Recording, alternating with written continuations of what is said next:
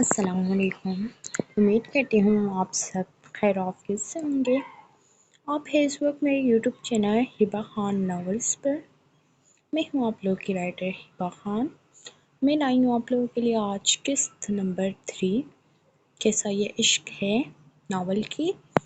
جس طرح آپ لوگوں نے باقی 2 ایپیسوڈ پہ رسپانس دیا، اسی ایپیسوڈ پہ بھی اپنا بھرپور رسپانس دیجیے گا، اور انشاءاللہ امید کرتی ہوں آگے بھی جا کے آپ لوگوں کو یہ ناول پسند آئے گا۔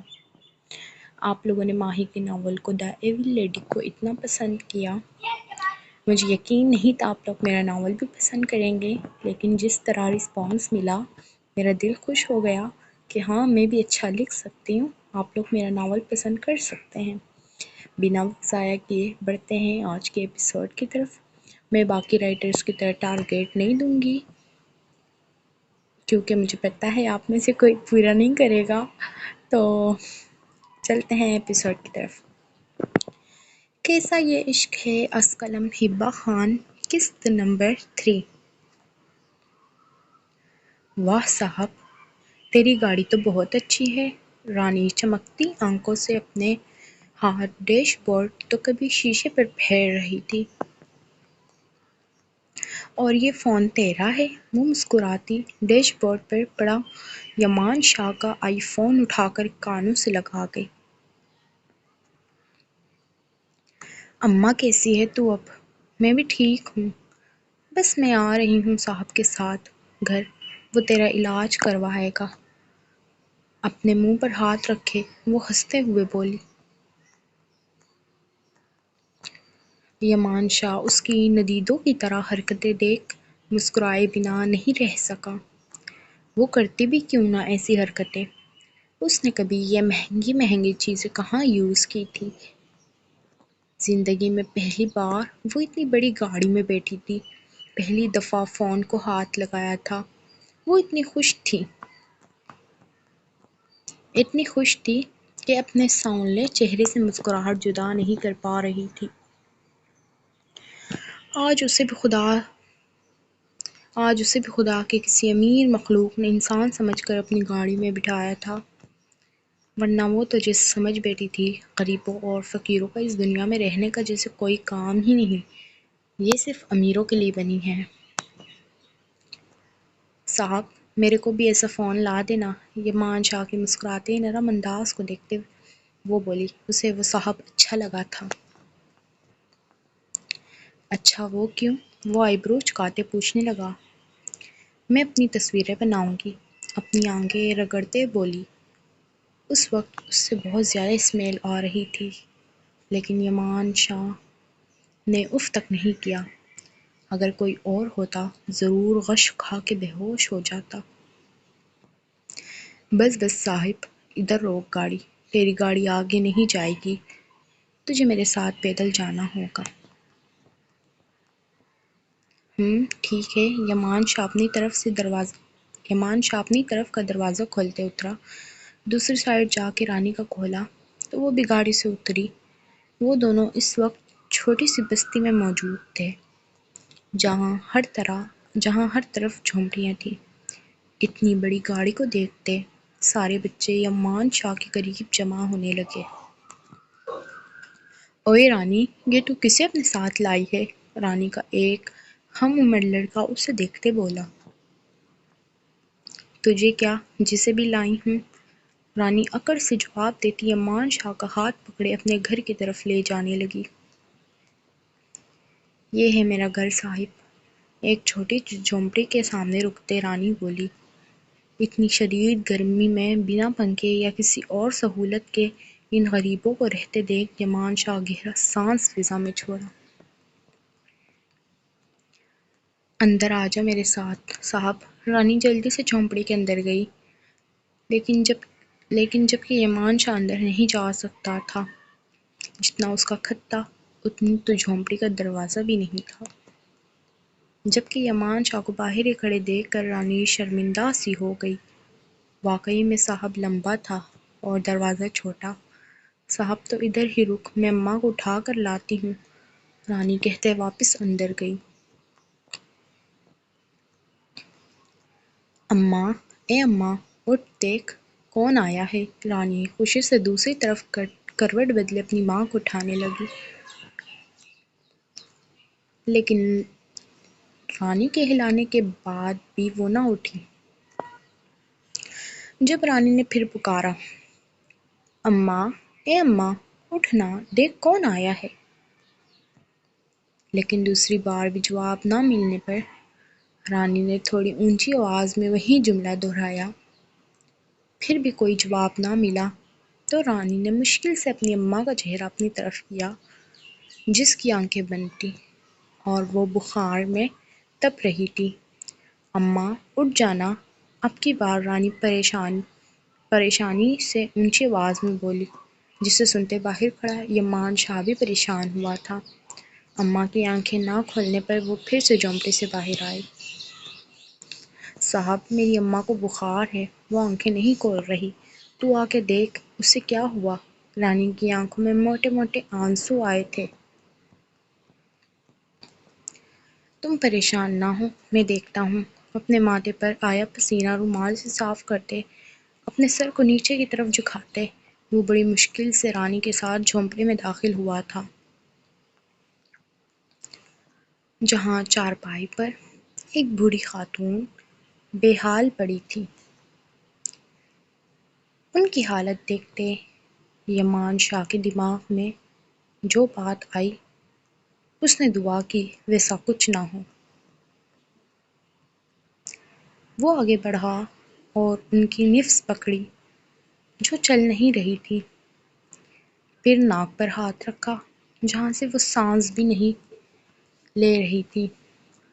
آنکھیں بند کرتے یمان شاہ نے ایک گہرا سانس لیا اور دور ہوا۔ صاحب، میری اماں کچھ بول کیوں نہیں رہی، رانی روتے بولی۔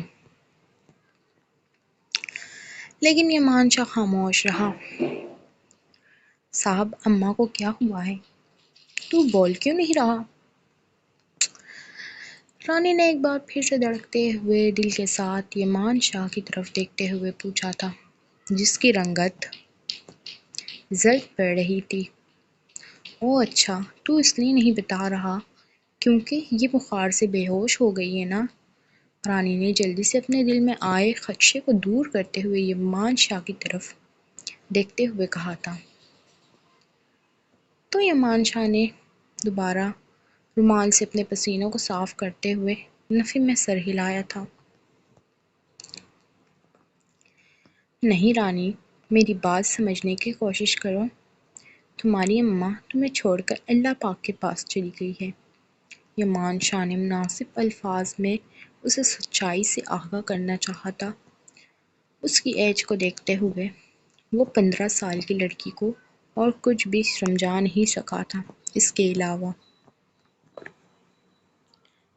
ہاں ہاں صاحب، تو مذاق کر رہا ہے نا، میری اماں تو روز ایسے مذاق کرتی ہے، سو جاتی ہے اور پھر مجھے جواب نہیں دیتی، دیکھنا ابھی میں اماں کو اٹھاؤں گی تو وہ اٹھ جائے گی، رانی نے بے اختیار ہی قہقہ لگایا تھا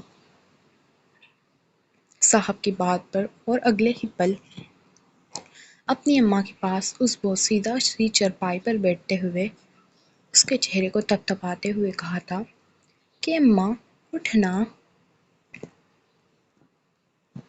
صاحب کو دیکھ جو کہہ رہا ہے تو مجھے چھوڑ کر اللہ پاک کے پاس چلی گئی ہے۔ تو نے تو کہا تھا کہ میں ساری عمر تیرے پاس رہوں گی، ابھی تو نے میری شادی بھی کرنی ہے نا، وہ لال دوپٹہ جو میں نے کہا تھا کہ میں اپنی رانی کے لیے خریدوں گی، وہ بھی تو نے میرے لیے خریدنا ہے، اٹھنا، اس طرح سے تو مجھے چھوڑ کر کیسے جا سکتی ہے، اٹھ جلدی سے، رانی کو شاید گہرا صدمہ پہنچ گیا تھا، اسی وجہ سے وہ اوٹ پٹانگ سی باتیں کرتے ہوئے اپنی اماں کو بازو سے ہلا ہلا کر اٹھانے کی کوشش کر رہی تھی۔ یمان شاہ نے اس چھوٹی سی لڑکی کا ہاتھ پکڑتے اپنے دھڑکتے ہوئے دل کے ساتھ اسے چارپائی سے کھڑا کیا تھا۔ دیکھو رانی، میری بات سمجھنے کی کوشش کرو۔ یمان شاہ نے بے بسی سے اسے سمجھانا چاہا۔ اگلے ہی پل رانی نے اپنا ہاتھ اس کے ہاتھ سے چھڑواتے ہوئے کہا تھا کہ نہیں صاحب، یہ اماں ایسی مذاق کرتی ہے، تو گھبرا نہیں، اسے کچھ بھی نہیں ہوا ہے، یہ بھی اٹھ جائے گی، دیکھنا تو۔ رانی نے دوبارہ سے اپنی اماں کے پاس بیٹھتے ہوئے اسے اٹھانا چاہا تھا۔ رانی کی بات سمجھتے ہوئے بھی اسے سمجھنے کی کوشش نہیں کر رہی تھی۔ آدھا گھنٹہ گزر چکا تھا۔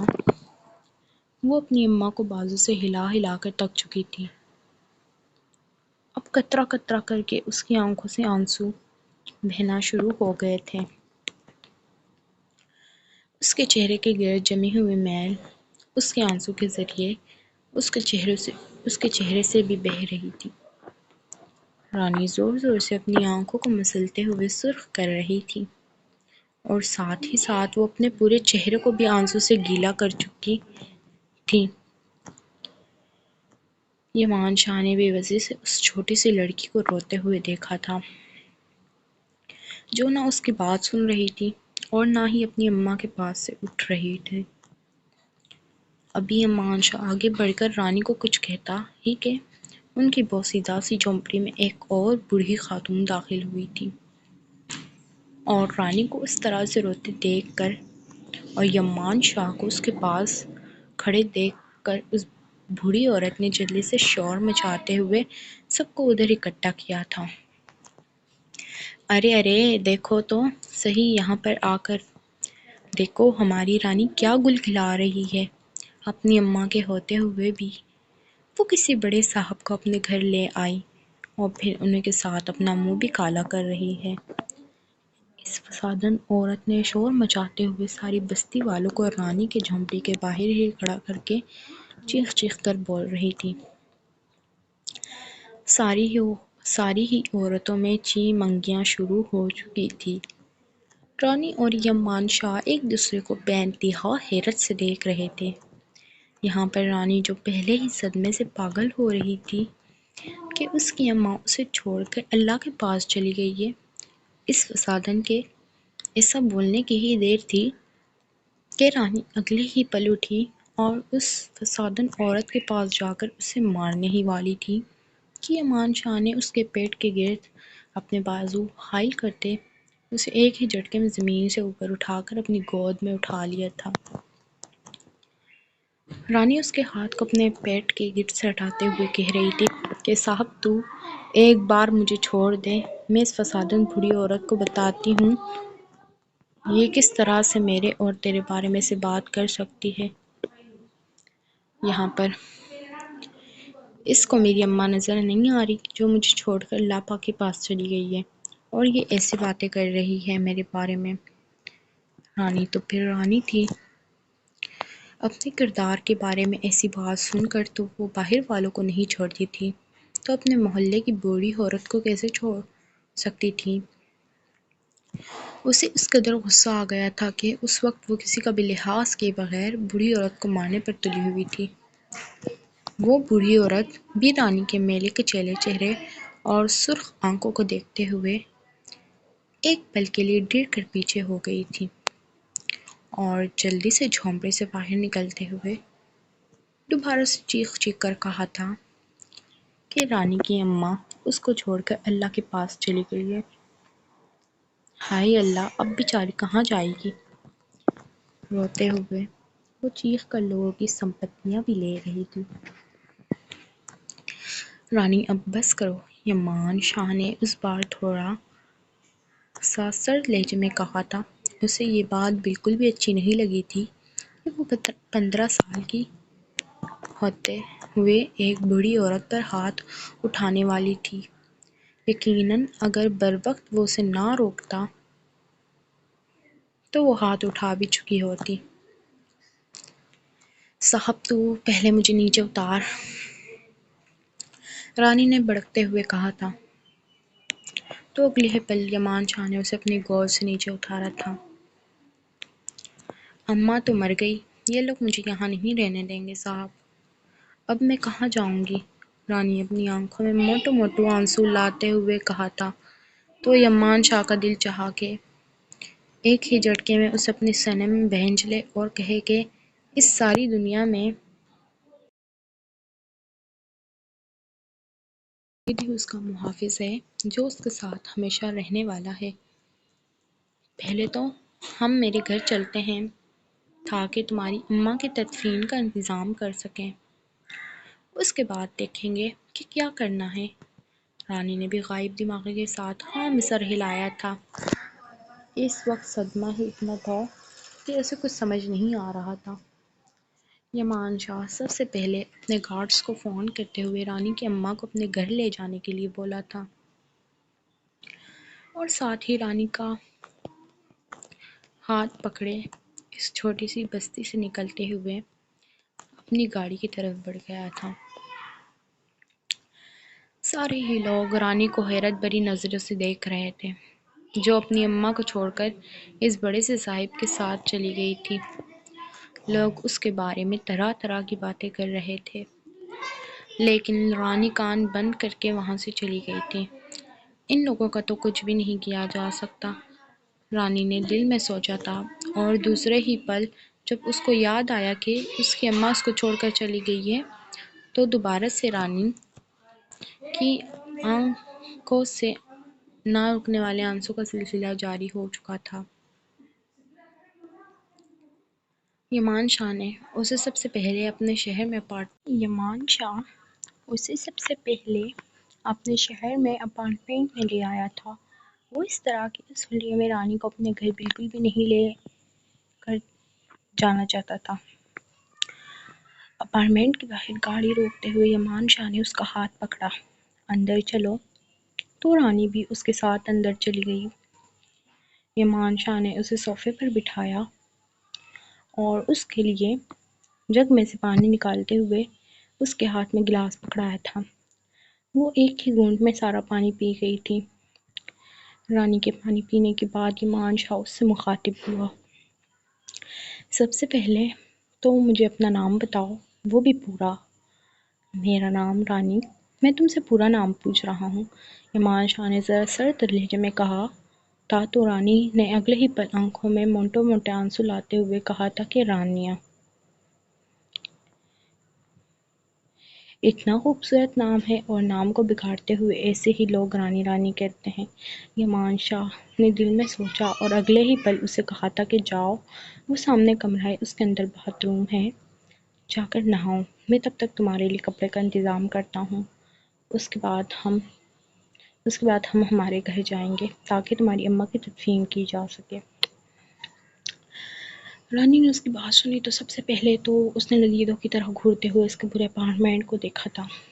اس کا پورا اپارٹمنٹ ہی اس قدر بڑا تھا کہ رانی کے دل چاہتا تھا کہ وہ ہمیشہ کے لیے یہیں پر رہے، لیکن وہاں سے اٹھتے ہوئے وہ یمان شاہ کے بتائے ہوئے کمرے کے اندر داخل ہوئی تو اس کی آنکھیں ہی حیرت کے مارے کھل گئی تھی۔ جتنا بڑا اس صاحب کا کمرہ ہے، اتنا بڑا تو ہماری پوری بستی بھی نہیں ہے۔ رانی نے حیرت سے سو سو کرتے ہوئے پورے کمرے کے چاروں طرف نگیدوں کی طرح اپنی نظریں ادھر سے ادھر گھمائی تھی، اور اسے 2 دروازے نظر آئے تھے۔ رانی کو حیرت ہو رہی تھی کہ باتھ روم کہاں پر ہے۔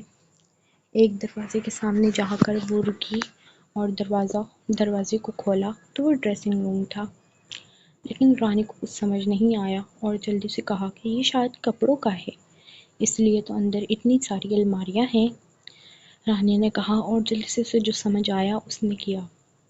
وہ معصوم سی 15 سالہ رانی کو کون بتاتا کہ ڈریسنگ روم کو اس نے کپڑوں کا کمرہ بنا لیا تھا۔ ویسے کہا تو اس نے بھی بالکل ٹھیک تھا، لیکن بس ڈریسنگ روم کے بجائے اس نے کپڑوں کا کمرہ کہہ کر خود کو معصوم ہونے کا ثبوت دیا تھا۔ دوسرے دروازے کو کھولتے ہوئے رانی نے اندر داخل ہوتے ہوئے کہا کہ اللہ، یہ باتھ روم تو اتنا بڑا ہے جتنا ہماری پوری جھونپڑی بھی نہیں تھی، رانی نے کہا، اور ساتھ ہی گھبراتے ہوئے ایکسائٹڈ سے آگے بڑھی اور باتھ ٹب کے سامنے جا کر کھڑی ہوتے ہوئے کہنے لگی، یہ اتنا بڑا برتن یہاں پر کس نے رکھ لیا ہے؟ اوہ اچھا، لگتا ہے یہ پانی کا برتن ہے، یہاں پر پانی جمع کرتے ہوں گے نا۔ ہماری بستی میں بھی تو مہینے میں صرف ایک بار پانی آتا تھا، ہم بھی تو گیلن میں جمع کرتے تھے، اور یہ لوگ بھی اس برتن کے پانی میں اپنے لیے پانی جمع کرتے ہوں گے، لیکن یہ تو خالی ہے، اب میں نہاؤں گی کیسے؟ اگلے ہی پل رانی کو ایک اور فکر ستانے لگی تھی۔ یہ کوئی وقت ہے اٹھنے کا؟ ہما نے اپنے بیٹے سے غصے سے پوچھا، جو بے نیازی سے صوفے پر ترچھا لیٹا اپنی قیمتی موبائل یوز کر رہا تھا۔ مام، صبح کے 12 بج رہے ہیں، اتنی دیر نہیں ہوئی۔ ابھی موبائل سے نظر ہٹائے بولا، صبح نہیں دوپہر بولو، یمان کو دیکھ لوں، صبح سویرے اٹھ کر آفس جاتا ہے، اچھا خاصا اپنا بزنس ہے، کماتا ہے، اور ہم اس کے پیسوں پر پل رہے ہیں۔ اپنے بیٹے کو دیکھتے وہ تنزیہ مسکرا کر بولی، کیا پتا اسے تھوڑی شرم آئے۔ وہ یمان شاہ ہے مام، اور میں فہد ملک ہوں۔ یمان شاہ کبھی فہد ملک نہیں بن سکتا، نہ فہد ملک کبھی یمان شاہ بنے گا، وہ ایک ادا سے کہتا، پھر سے اپنے موبائل میں بزی ہو گیا۔ جب باہر سے گاڑی کی ہارن کی آواز آئی، فہد کے لبوں پر مسکراہٹ آئی، مطلب دشمنی جنگ آ چکی تھی کالج سے، جس کا وہ بے صبری سے انتظار کر رہا تھا۔ السلام علیکم، چادر کو پر اچھے سے پھیلائے وہ اندر داخل ہوتے بولی، جس کا جواب سر ہلا کر ہما نے دیا تھا، جبکہ فہد کی نظروں کا مرکوز اب میرل تھی۔ اسے لاؤنج میں آدھا ترچھا لیٹے دیکھ اس کے دل کی دھڑکنیں بڑھی تھی۔ کل رات کا منظر اسے یاد آنے لگا۔ وہ بے اختیار نظر جھکا گئی۔ رات کے 2 بجے کا وقت یاد کرتے وہ بلش کرنے لگی۔ فہد اس کے چہرے کے تاثرات کو بغور دیکھ رہا تھا، جس کے چہرے کے تاثرات مختلف منظر پیش کر رہے تھے۔ مام اپنی بہو سے کہیں میرے کمرے میں کھانا پہنچا دے، حکم دیتا ایک بے باک نظر میرل پر ڈالتا وہ سیڑھیاں عبور کرتا اپنے کمرے میں چلا گیا، جبکہ میرل وہیں اسٹل کھڑی تھی۔ وہ یہ کیا کہہ کر گیا تھا؟ ضرور وہ اسے کسی اور کام کے لیے بلا رہا تھا، کھانا لانا تو محض ایک بہانہ تھا۔ سنا نہیں کیا کہہ کر گیا ہے؟ جاؤ کھانا دے آؤ اسے۔ فہد کا سارا غصہ میرل پر نکالتی وہ غصے سے کہتے اپنے کمرے میں چلی گئی۔ یا اللہ جی، اتنا ظلم مجھ معصوم پر، ایک چڑیل پھپھو کم تھی، جو پھپھو کی صورت نے میری ساز بھی بنا دیا، بیٹا بھی بدلحاظ، ماں بھی۔ وہ پیر پٹکتی اپنے کندھے پر لٹکے بیگ کو صوفے پہ رکھتی کچن میں گئی تاکہ اس کے لیے کھانا لے کے جا سکے۔ امان شاہ اور سلوی امان شاہ کے 2 بچے تھے۔ بڑا بیٹا یمان شاہ جو 30 سال کا ہے، ایک بیٹی جو کہ بہت علاجوں کے بعد اس دنیا میں آئی تھی، میرل شاہ جو کہ ابھی کالج جاتی تھی، وہ 17 کی تھی۔ امان شاہ اور سلوی شاہ کی ایک کار ایکسیڈنٹ میں موت ہو چکی تھی جب یمان شاہ 16 سال کا تھا۔ زندگی کے آخری لمحات میں امان شاہ نے اپنی بہن کو اپنی بیٹی اور بیٹے کی ذمہ داری دیتے وفات پا گئے تھے۔ ہما کے شوہر کو ہارٹ اٹیک ہوا تھا جس سے وہ انتقال کر گئے تھے۔ تب سے ہما اور فہد امان شاہ کے ساتھ رہتے تھے۔ فہد بھی امان شاہ کا ہم عمر تھا، اس سے محض 5 مہینے چھوٹا تھا۔ میرل فہد کے نکاح کا فیصلہ امان شاہ کے سامنے ہوا تھا جب وہ اپنی آخری سانسیں گن رہا تھا۔ وہ اپنی بیٹی کو ایک نامحرم کے ساتھ ایک ہی گھر میں نہیں رہنے دے سکتا تھا۔ حالات کو مد نظر رکھتے سو انہوں نے نکاح کروانا بہتر سمجھا، جس پر فہد راضی تھا کیونکہ اس کی نیت تو 14 سال کی عمر میں میرل پر خراب ہوئی تھی جب وہ اس کے پاس آتے بولی تھی، فہد بھیا آپ بہت اچھے ہو۔ مان بھیا نے میرل کو ڈانٹا۔ میرل فہد کے گال پر اپنے لب رکھ کے بولی تھی۔ تب سے وہ فہد کو اپنا اسیر بنا بیٹھی تھی اور فہد کو بنا کسی احتجاج کیے اس کی محبت مل بھی گئی تھی۔ دروازے پر دستک دیتے وہ اندر آنے کی اجازت مانگنے لگی۔ آ جاؤ، فہد بھاری آواز میں بولا۔ جب میرل ہاتھوں میں ٹرے پکڑے کمرے میں داخل ہوئی، وہ وہ ابھی بھی کالج کے یونیفارم میں ملبوس تھی۔ جاری ہے۔ امید کرتی ہوں آج کی ایپیسوڈ پسند آئی ہوگی۔ مجھے اچھے ریویو دیجیے گا آج کی ایپیسوڈ کیسے لگی آپ لوگوں کو۔ باقی کا سین یہیں سے کنٹینیو کریں گے ہم۔ آج کے لیے اتنا کافی تھا۔ کل کی ایپیسوڈ انشاءاللہ موسٹ رومانٹک آئے گی۔ اچھا رسپانس دیں گے تو اس سے بھی بڑی قسط اپلوڈ کروں گی۔